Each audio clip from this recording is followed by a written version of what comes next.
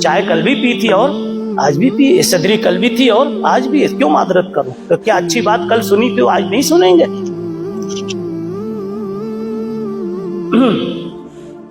کہیں مسجد بنی, بادشاہ نے اپنا پیسہ لگایا, اپنا بنا, چاہے حکومت سے بنایا جیسے بنایا, اپنا نام لکھوا دیا بادشاہ نے. خواب میں دیکھتا ہے کہ کوئی کہنے والا کہہ رہا ہے بادشاہ کا نام ہٹاؤ, گاؤں کی ایک بڑھیا ہے اس کا نام لکھو. صبح جب بیدار ہوا تو اس نے آدمی بھیجا, دیکھو میرا نام ہے کہ نہیں, نام والے کو تو نام ہی کی پڑی ہے نا جی. تو خیر نام ابھی پڑا ہوا تھا, سوچا کہ خواب آیا گیا. دوسری رات آئی, تیسری رات آئی, یہی خواب آ رہا ہے, اس کا نام ہٹاؤ اور بڑھیا کا نام لگاؤ. اس نے بڑھیا کو بلایا کہ یار کیا بات ہے, یہ بڑھیا کا نام لگاؤ, بڑھیا نے کیا کمال کیا, اس کا کیا کتنا لگا ہے اس میں. بڑھی اماں بلا کے پوچھتا ہے تیرا کتنا لگا؟ کہتی ہے حضرت مذاق کرتے ہو, جس کے گھر میں, جس کے چھپر میں, گھر تو ہے ہی نہیں, چھپ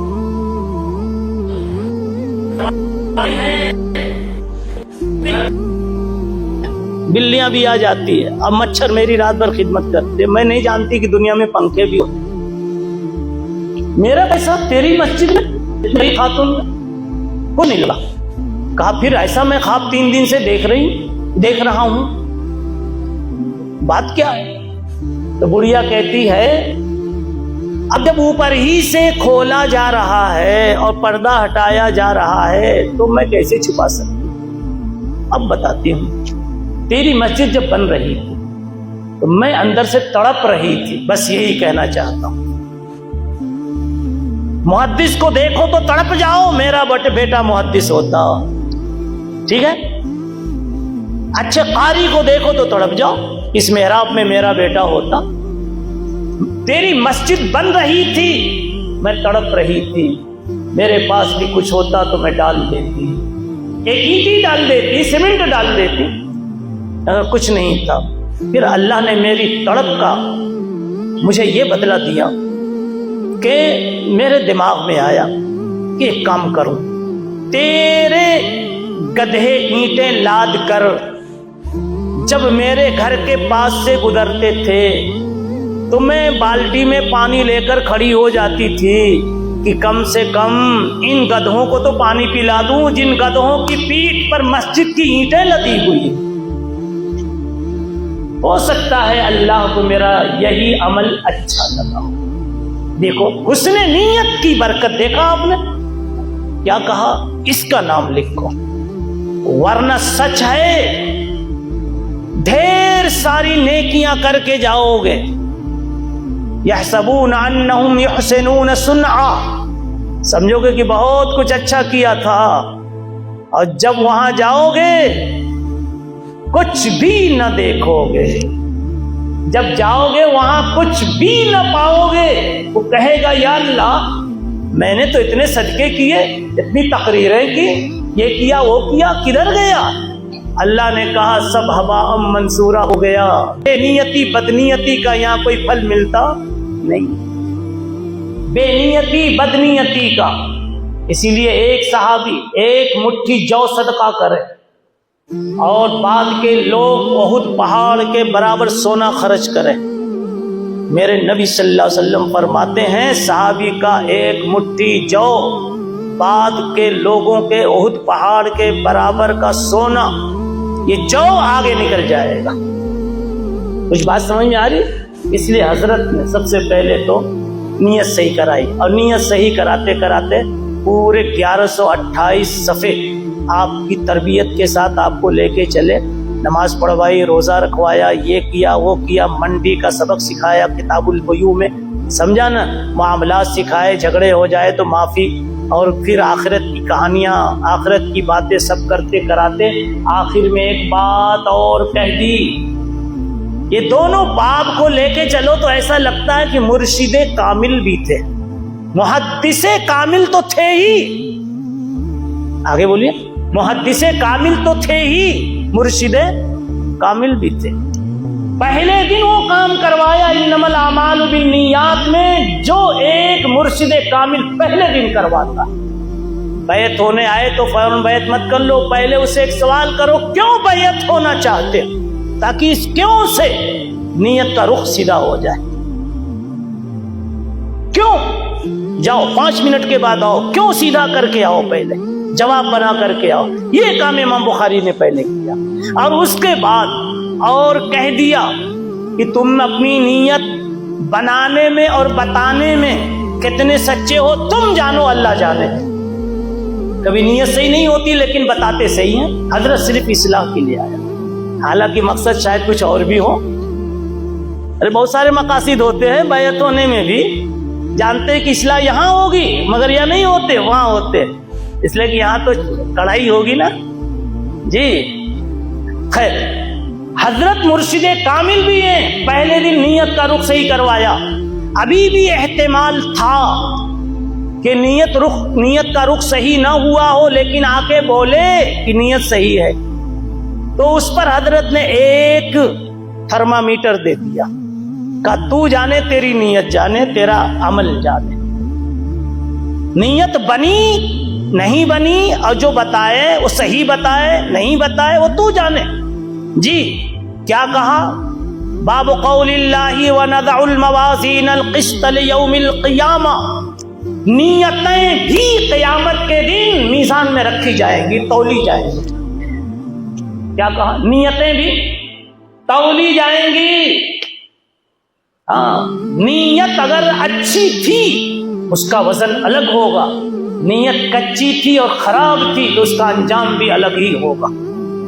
میں نے پہلے سنایا تھا کہ ایک آدمی کا وزن، قصہ ہے کہ کسی نے خواب دیکھا تھا، ایک آدمی کو تولا جا رہا ہے.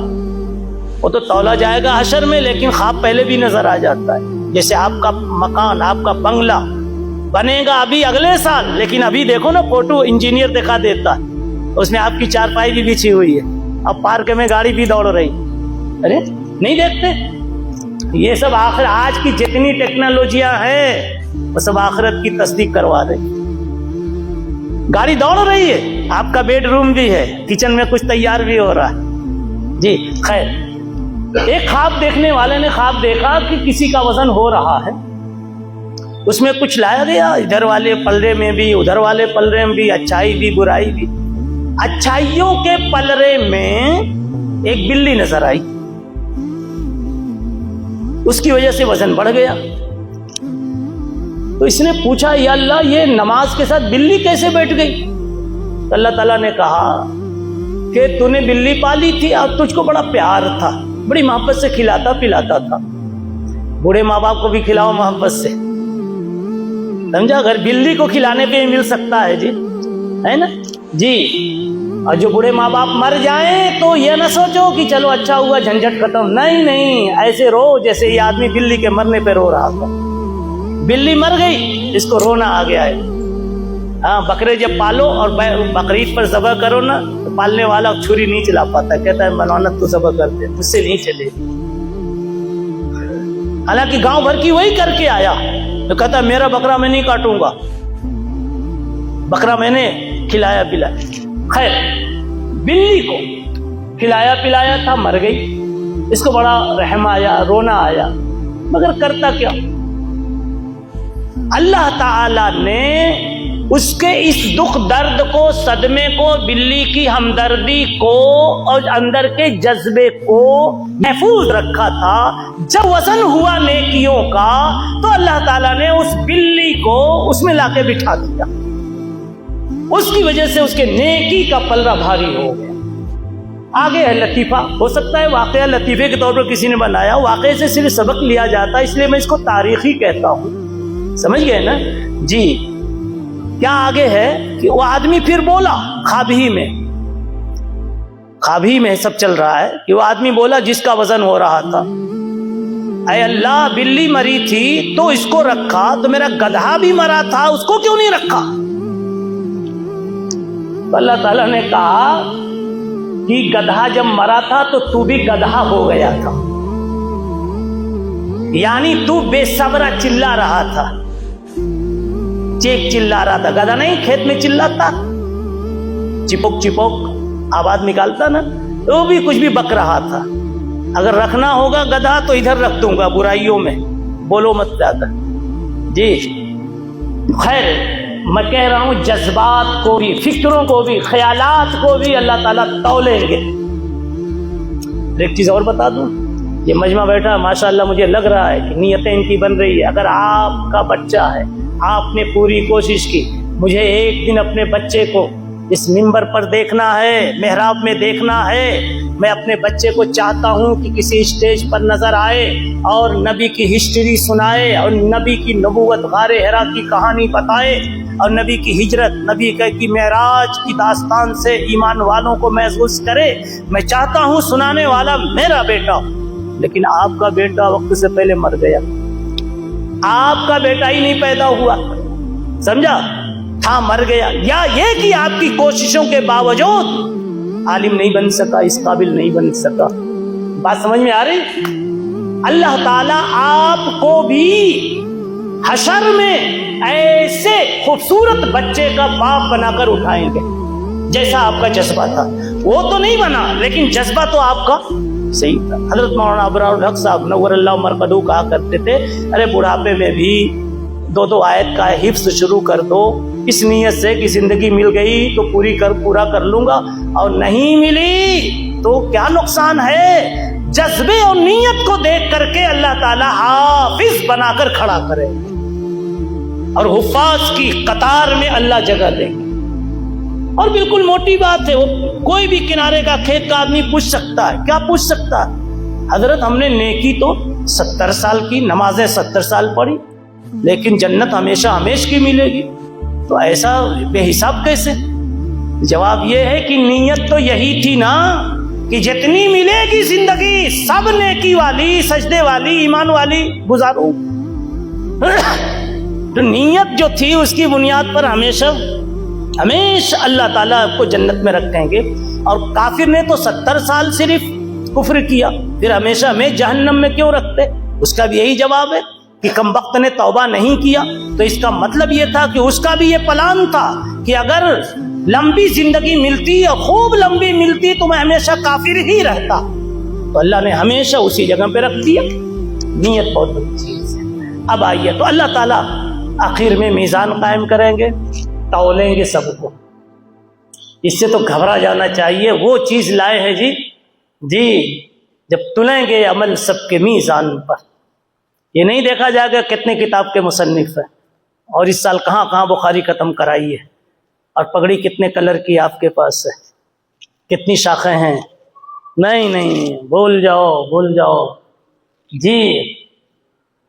जब तुलेंगे अमल सबके मीज़ान पर, तब खुलेगा कि खोटा खरा कौन है। वहां हो सकता है कि बेटा आगे निकल जाए, वो जो हमें गया गुजरा दिखता था वो आगे निकल जाए। अच्छे जज्बात वाला कभी कभी आगे निकल जाता। अब्दुल्ला इब्न मुबारक से आगे निकल गया एक लोहार, जिसको दीन की खिदमत का मौका नहीं मिलता था बच्चों की हलाल रोजी के पीछे, मगर रात में जब इब्न मुबारक को देखता था कि कैसी इबादत वाली रात गुजार रहे, काश मैं थका हुआ ना होता तो मैं भी जगता, मैं भी ऐसी पढ़ता। इस हसरत के साथ जी रहा था। इब्न मुबारक ने मरने के बाद देखा कि मेरे से ज्यादा ऊंचा मकाम अल्लाह ने उसका बना दिया। ये सब सीखने की चीजें हैं इस मजलिस से। अब मुतज़िला के और मैं जहमिया के इख्तिलाफात को यहाँ छेड़ के क्या करूँगा। 75% बल्कि 95% मजमा ऐसा है कि जिनके ऊपर से ये मजमून चला जाएगा कि क्या इख्तिलाफ है और क्या इख्तिलाफ नहीं है।